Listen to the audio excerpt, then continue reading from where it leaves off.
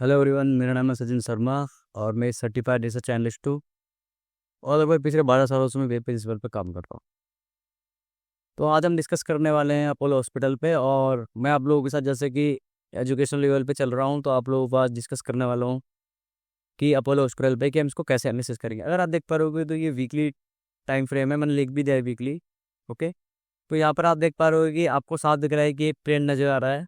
और जैसे कि मैं आप लोगों के साथ पहले डिस्कशन करता हूँ कि मैं आप लोगों को ब्लैंक चार्ट दिखाता हूँ। ब्लैंक चार्ट दिखाने के बाद उसके बाद मैं अपनी वेव एनालिसिस आप लोगों को दिखाता हूँ।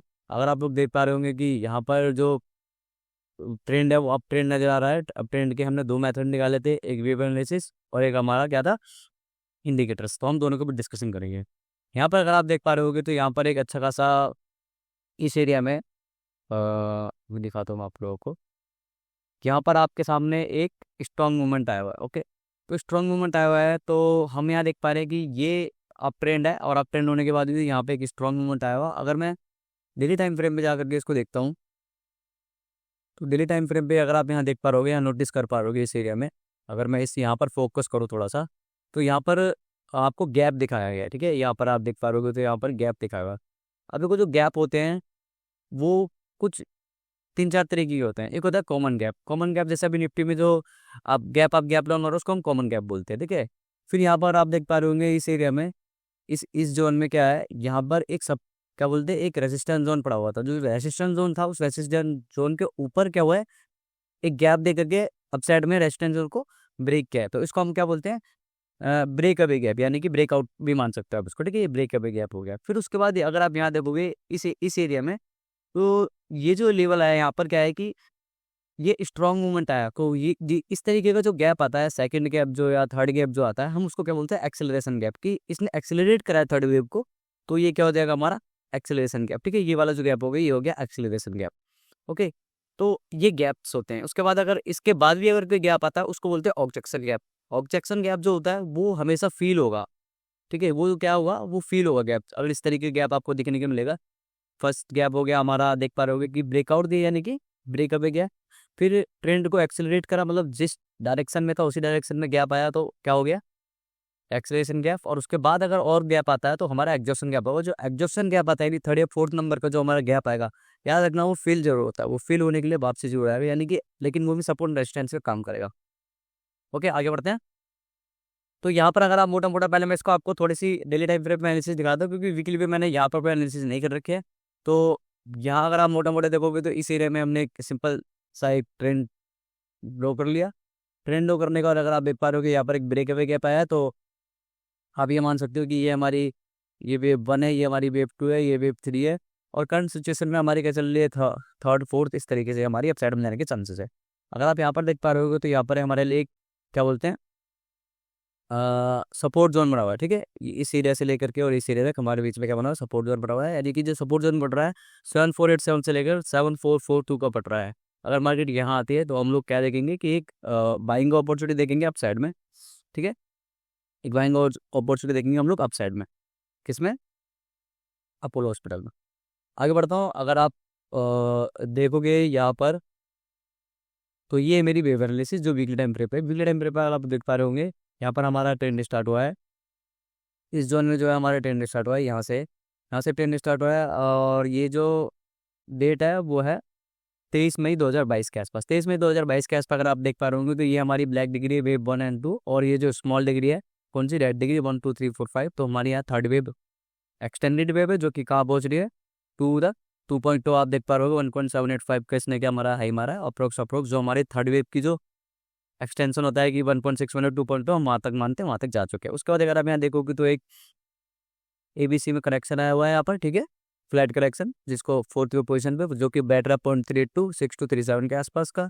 अगर आप देख पा रहे हो यहाँ पर एक एंडिंग नेगेटिव फॉर्मेशन बना है। एंडिंग नेगेटिव फॉर्मेशन बनने के बाद एबीसी जो स्ट्रक्चर आया है वो कहाँ पर आया है हमारा, ये हमारा फ्लैट है। देखो यहाँ पर कंडीशन क्या है कि अगर ये शार्प में आता तो ये पूरा ट्रेस करता, लेकिन फ्लैट स्ट्रक्चर का मोटो यही है कि भाई वो एबीसी 1 2 3 4 5 करके फिर ऊपर जाए। तो यहाँ पर एक आपको मान लो कि ये एक्सेप्शन देखने के लिए मिला है कि जो एंडिंग डायगोनल है वो रिट्रेस तो करता है फोर्थ वेव तक, लेकिन यहाँ पर क्या है कि मार्केट में स्ट्रांगनेस इतनी ज़्यादा है, तो भाई मैं यहाँ पर तो रूल अवॉइड हो रहा है, लेकिन भाई मैं इसको अवॉइड करना पड़ेगा मुझे, क्योंकि मार्केट में क्या है, स्ट्रॉन्गनेस इतनी ज़्यादा है। अब ये नहीं कि भाई जो मैंने रूल लगाया वो वापस यहाँ पर रिट्रेसमेंट करेगा ही करेगा, तो मार्केट के हिसाब से आपको चलना पड़ता है, ठीक है। तो मार्केट अभी मेरी क्या बोल रही है कि ये ABC फ्लैट स्ट्रक्चर बना करके हम लोग ऊपर जा रहे हैं। फ्लैट जब भी बनेगा याद रखना कि मार्केट के अंदर वो डायरेक्शन का स्ट्रॉन्गनेस बहुत ज़्यादा है। अगर डाउन साइड में फ्लैट बन रहा है तो यानी कि डाउन साइड में आप बहुत तेज़ी से डाउन साइड आने वाली है, और ये अगर अप साइड के लिए बन रहा है तो आप समझ लो कि मार्केट में मोमेंटम ज़्यादा आने वाला है। अब इसको दो कंडीशन हो सकती है, एक तो मार्केट ऊपर जा सकती है, या दूसरा आप ये भी मान सकते हैं कि ये जो यहाँ पर आया है, हो सकता है कि ये थोड़ा सा डीप करेक्शन मारे, ठीक है, ये थोड़ा सा डीप करेक्शन मारे और उसके बाद ये फिर दोबारा से आ जाए, और फिर उसके बाद अगेन ये क्या बना है, 1 2 3 4 5, मतलब ये फ्लैट बना है, फिर उसके बाद इस तरीके से ऊपर जाए। समझ रहे हो मेरी बात को?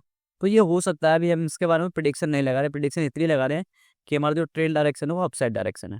ओके, ये क्या है हमारा सेकंड ऑल्टरनेट पैटर्न भी बोलते हैं इसको। तो अभी के लिए मैंने आप लोगों को जो थोड़े टाइम फ्रेम में बताया कि थोड़ा सा आगे ऊपर जाएगा, तो वो चांसेस ज़्यादा है, क्योंकि यहाँ पर एक क्या बन रहा है, यहाँ पर एक स्ट्रॉन्ग हमारा सपोर्ट जोन बन रहा था। याद है मैंने आपको अभी आपको थोड़ी देर पहले डेली टाइम फ्रेम पे समझाया था। उसके बाद अगर आप देख पा रहे होंगे, जो मेरा डॉनसन चैनल है, जो मेरा इंडिकेटर जो मैं आप लोगों के साथ यूज़ करता हूँ, अगर आप देख पा रहे होंगे यहाँ पर, अगर मैं इसको आपको मंथली टाइम फ्रेम पे दिखाता हूँ, तो मंथली टाइम फ्रेम पे ये जो ट्रेंड है हमारा वो क्या है, अप है, ठीक है। ये देख पा रहे होंगे आप लोग। तो मंथली टाइम पे क्या है, हमारे ट्रेंड अप है। जैसे मैंने आप लोगों के साथ डिस्कशन किया था, यहाँ पर ये देखोगे आप, तो यहाँ से ट्रेंड अप साइड में आया, और अप साइड में आने के बाद ये आप देख रहे होगे अप ट्रेंड है, फिर यहाँ पर आया, यहाँ पर थोड़ा सपोर्ट लिया एवरेज लाइन पे, फिर अब चला गया, फिर अगेन एवरेज लाइन पे सपोर्ट लिया, तो क्या हो गया, अब चला गया। अगर आप मंथली टाइम फ्रेम पे देख पा रहे होगे, तो इसने क्या बना हुआ है, एक फॉर्मेशन मॉर्निंग स्टार फॉर्मेशन आपकी बना रखी है, ठीक है। ये हमारा कैंडलस्टिक पैटर्न, मैंने याद है आपको बोला था कि बॉटम पिंग में बहुत काम आता है, तो आप इस तरीके से इसको देख पा रहे हो। कौन सी बनी हुई है, morning star formation. Weekly time frame अगर हम जाएंगे वीकली टाइम फ्रेम में, तो यहाँ पर जो फॉर्मेशन बनी हुई है वो 3 वाइट शोल्डर की बनी हुई है, ठीक है। मैंने आप लोगों को बोला था कि आप जो स्टीव नैनसन नैनसन है उनकी बुक पढ़ लीजिएगा, आपको एक कैंडलस्टिक पैटर्न हिलाएंगे और आपको एनालिसिस करने में बहुत आसानी होगी। तो अगर आप देख पा रहे होगे कि यहाँ पर कि अब ट्रेंड में, सॉरी, थोड़ा सा डाउन ट्रेंड में आया था, डाउन ट्रेंड में आने के बाद अगेन एवरेज लाइन के ऊपर चला गया, तो अभी एवरेज लाइन के जो ऊपर गया है 7, कौन सा आपका दिख रहा है, 7 7 3 7 1। तो लेकिन यहाँ पर जो मुझे दिख रहा है 7 3 9 8 दिखा रहा है, ठीक है, जो हमारी एवरेज लाइन। तो 7 3 9 8 के ऊपर अगर जब तक ये रहता है, ये हमारा प्लस जोन में रहेगा।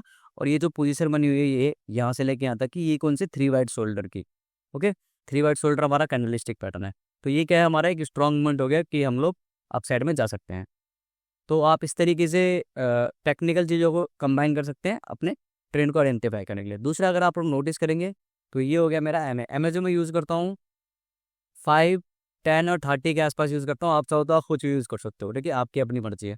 और ये नीचे क्या है हमारा, MACD में जो मैं एक चीज़ मानता हूँ, अगर आप देख पा रहे हो यहाँ पे जीरो लाइन रिवर्सल है, और उसके बाद अगर आप मैं देखोगे तो अ, यहाँ पर क्रॉस करा हुआ है, ठीक है। MACD क्रॉस भी बोलते हैं अब इसको यहाँ पर, सॉरी MACD बोल रहा हूँ, मतलब MA क्रॉस भी बोलते हैं। तो यहाँ पर बहुत सारे, अगर आप इंडिकेटर यूज़ करते हो तो एक इंडिकेटर वो बहुत सारे एम यूज़ करते हो, तो एक एम दूसरे एम को क्रॉस करता है उसी डायरेक्शन में। तो आप देख पा रहे हो, ये मेरा फेवरेट है कि यहाँ पर आपको जीरो लाइन दिखेगी, और जीरो लाइन के आसपास अगर आपको ऐसे की सिचुएशन नज़र आती है एम क्रॉस की, तो ये एक स्ट्रॉन्ग मूवमेंट है। फिर आप देख पा रहे हो कि MA के ऊपर यहाँ पर आया हमारा 20 डे के आसपास, ठीक है। ये हमारा क्या हो गया, काउंटर ट्रेंड मूव, फिर अगेन आया काउंटर ट्रेंड मूव, अगेन आया काउंटर ट्रेंड। अब यहाँ पर देखोगे, यहाँ पर टच हुआ है, उसके बाद अगर आप देख पा रहे तो यहाँ पर हमारा क्या है, जीरो लाइन रिवर्सल, ठीक है। तो इस तरीके से हम चीज़ों को आइडेंटिफाई करते हैं। फिर यही कहूँगा, इस वीडियो चैनल को लाइक से सब्सक्राइब करना बिल्कुल ना भूलें। फिर मिलेंगे नेक्स्ट वीडियो में। बाय बाय दोस्तों।